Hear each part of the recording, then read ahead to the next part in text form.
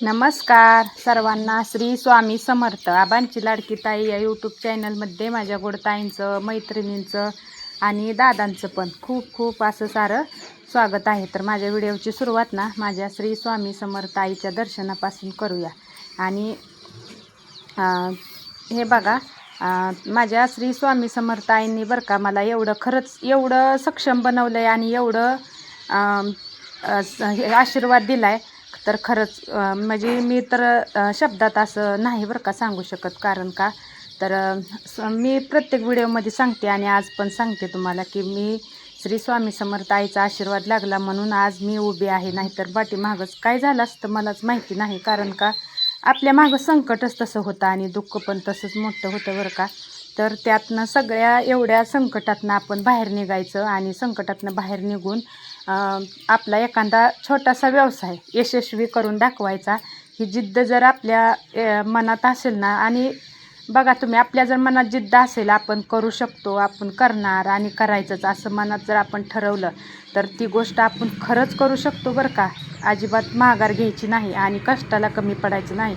कष्ट फक्त आपलं प्रामाणिक आणि जेवढं होईल ना शक्य तेवढं आपल्याकडं आपण कष्ट करत राहायचं. आणि आपल्याला कुणी किती काही म्हणू द्या, कुणी किती असं म्हणजे पाठीमागं खेचण्याचा प्रयत्न करू द्या. मी कालच्या व्हिडिओमध्ये सांगितलं आहे तुम्हाला की कशी लोकं असते की बघा, तर कुठला बी व्यवसाय छोटा मोठा असू द्या, कुठला बी असू द्या, पण ती स्वतःचा असावा. आणि व्यवसाय करत असताना आपल्याला काय असतं की थोडंसं आपल्याला मार्गदर्शन हवं असतं की बाबा आपल्याला थोडं माहिती नाही, तर त्यांना जास्त अनुभव असेल तर ते आपल्याला सांगतील म्हणून आपण विचारायला जातो. आपण विचारायला गेल्या ते आपल्याला मार्गदर्शन कधीच करत नाही. ती उलट आपल्याला नाराज करते. त्या म्हणजे जी व्यवसाय आपण निवडला आहे ना त्या व्यवसायाला त्यांनी नावं ठेवायचं, आपल्याला नाराज करायचं आणि मग आपण तिथं ही होतो, थोडं कमी पडतो. का तर आपल्याला भीती एकच असते की आपण ह्यात सक्सेस झालं पाहिजे. आणि आपल्याला फक्त आणि कसं असतं, पेमेंट नसतं. आपण शून्यातनंच विश्व निर्माण करायचं असतं आपल्याला. आणि कोणीही बघा तुम्ही, प्रत्येकजण आपल्या म्हणजे व्यवसाय करणाऱ्यांना कुणापाशी पहिल्यांदा पेमेंट नसतं. हळूहळू सुरुवात करायला लागते आणि ती हळूहळू केलेली सुरुवात कुठंतरी आपल्याला यशाच्या शिखरावर जायचं असतं. तर आपल्याला अशी जर लोकं भेटली ना की तुम्ही नका करू किंवा नाही ह्यात यश भेटणार, दुसरं काहीतरी निवडा, तर ही करावं का ती करावं. आता तरकारी पण करून बघितलं, तरकारीत पण भरपूर तरकारीत कष्ट केलं पण तरकारीत असं यश मिळालं नाही. आणि मग तरकारी बंद करून परत गायींचा व्यवसाय चालू केला. तर गायींचा व्यवसाय चालू केल्यानंतर ना मग हिथंच म्हणजे मी तर म्हणेन की सक्सेस भेटलं. कारण का एका गायपासून केलेली सुरुवात आज 10 गायींवर येऊन पोचली. आणि ही प्रत्येक गाय घ्यायची, तिचं पेमेंट फेडायचं. तिचं पेमेंट फेडत फेडत आपल्याला चारा घरचा नाही बाहेरचा चारा आहे, चाऱ्याचं पैसे द्यायचं. खुराक असतं 25,000चं मला महिन्याला खुराक लागतं. त्या खुराकाचं पैसे द्यायचं आणि त्यातनं आपल्या घरात म्हणजे किती अनंत अडचणी असते त्या बघा, ती भागवायचं. आणि ह्यातनं सगळ्यातनं हळू असं पुढं बाहेर पडायचं. मग एवढं करायचं म्हणजे ही खरंच बरं का काय सोपी गोष्ट नाही.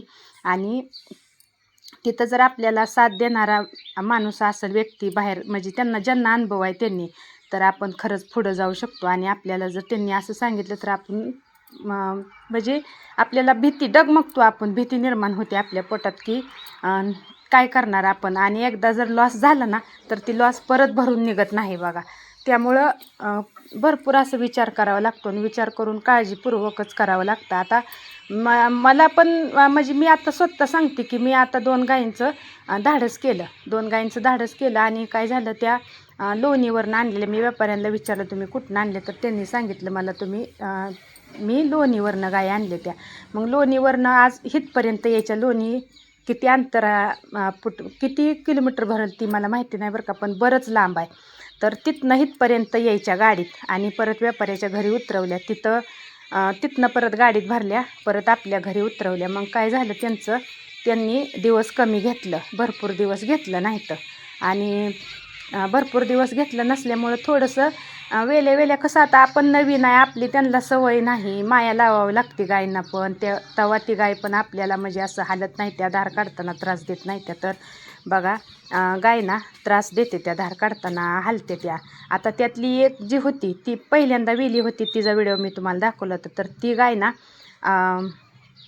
तिला खोंड झालतं खोंड झाल्यावर मग म्हणलं कशाला आता ही खोंड ठेवायचं देऊन टाकावं म्हणून मी ती खोंड लगेच दिलं 2 दिवसांनी दिलं तर त्या गायला ना त्या खोंडाची माया आई आहे ती शेवटी तिला माया म्हणजे तिला असं पानच येत नव्हता घालतच नव्हती आणि तिला ती खोंडच पाहिजे होतं तर मी तिला गोंजारून माया लावून हे करून असं व्यवस्थित सांभाळलं आणि 4-5 दिवस तिनं वेळ घेतला आणि 4-5 दिवसानंतर ना आता व्यवस्थित पानवायला लागली आणि पायसुद्धा उचलत नाही एकदम व्यवस्थित दूध निघायला लागले तर तिचं ना आत्ता सध्या 5 लिटर दूध चालू झालं या आणि म्हणजे अजून पण वाढेल हळूहळू कॅल्शियम आणलं आहे मी तुम्हाला कालच्या व्हिडिओमध्ये कॅल्शियम पण दाखवलं आहे तर वाढेल त्यानं पण असं म्हणजे आज तर बघा आता कालचा दिवस गेला परवा दिवशी संध्याकाळपासून चालू केलं आहे कालचा पूर्ण दिवस आणि आजची सकाळ तर आज ना माझं 1.5-2 लिटर दूध जास्त भरलं रोजच्यापेक्षा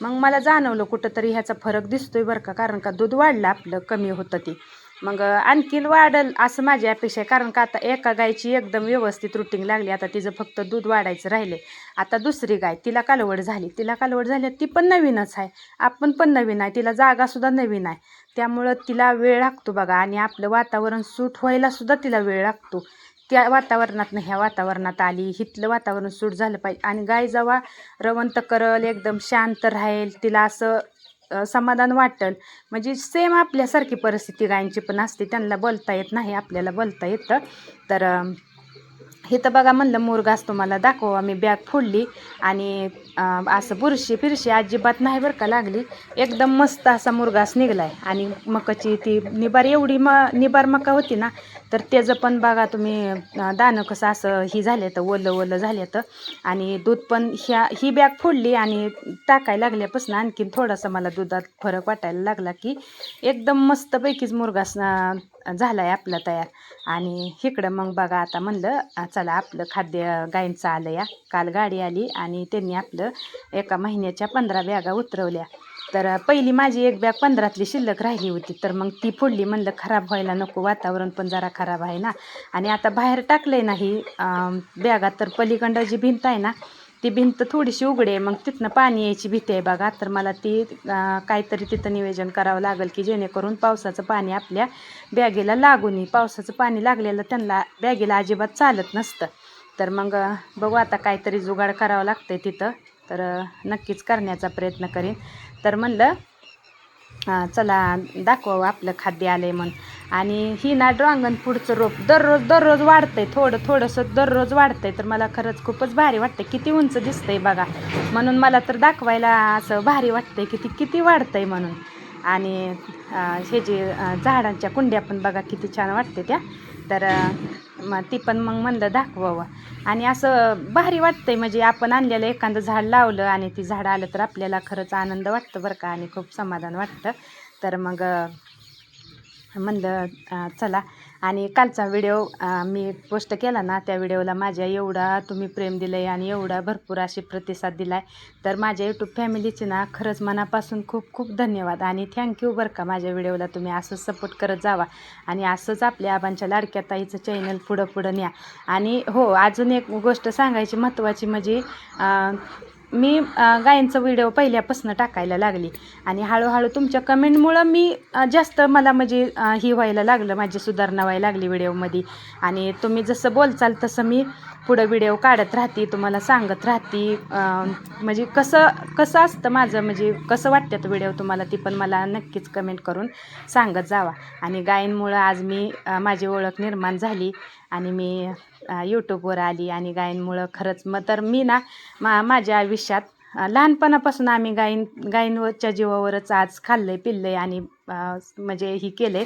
तर आत्तासुद्धा ना गाईंच्या जीवावरच आहे. आणि जोपर्यंत माझ्या शरीरात जोपर्यंत प्राण आहे ना तोपर्यंत माझ्या दारातली गाय कधीही म्हणजे दिसणार नाही असं होणारच नाही. कारण का मला गायीनी जन्मल्यापासून मी तर म्हणेन असं की मला जसं कळतंय ना तशी गायींची साथ लाभली आणि आज माझं गायींमुळं नाव मोठं होतं आहे. तर मी माझ्या गायींना ना कधीच विसरणार नाही बघा. तर चला म्हणलं आपल्या गायींचं थोडंसं हे करावं, सांगावं. आणि खरंच भारी वाटतं बरं का. आणि खूपच छान वाटतं असं कमेंट छान छान केल्यावर. तुम्ही काहीतरी शब्द एखादा छानपैकी सांगितल्यावर तर असं चूक जर झाली ना तर चूक पण मला सांगत जावा, म्हणजे मला पण असं सुधारण्याचा मी पण प्रयत्न करत जाईन. तर चला, श्री स्वामी समर्थ.